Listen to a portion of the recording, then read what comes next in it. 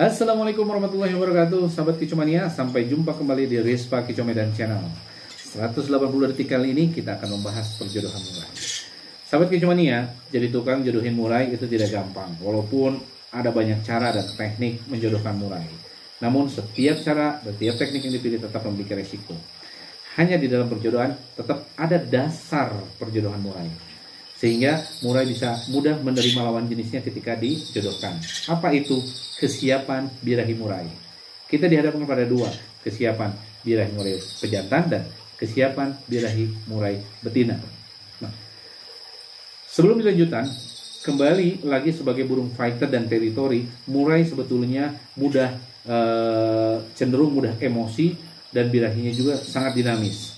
Nah, namun dengan sifat ini kita lebih mudah untuk mengkondisikan birahi murai pejantan dibandingkan dengan murai betina, sehingga kuncinya ada pada birahi murai betina.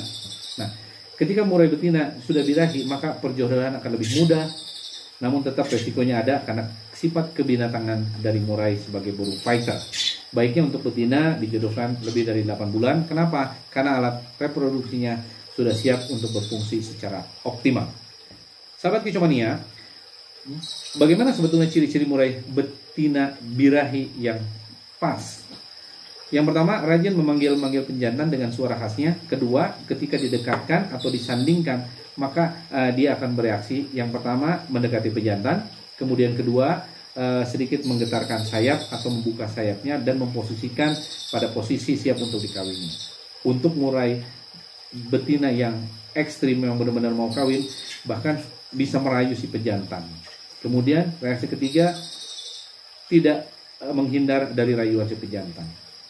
Adapun untuk murai pejantan yang birahinya cukup untuk dikawinkan, itu pejantan yang tingkat kegacorannya itu tidak terlalu tinggi. Biasanya ketika mulai puncak kegacorannya itu sebetulnya cocok untuk dibawa ke lapangan. Nah, setelah itu biasanya agak turun. Nah, disitulah yang tepat untuk menjodohkan murai.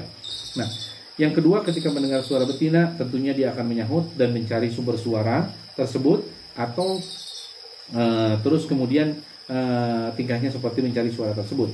Yang kedua, ketika didekatkan atau diperlihatkan mulai betina, maka si bejantan langsung bereaksi merayu betina tersebut sambil terus kemudian menunjukkan pergerakan rayuan dengan menaik menurunkan kepala dan membusukkan badannya.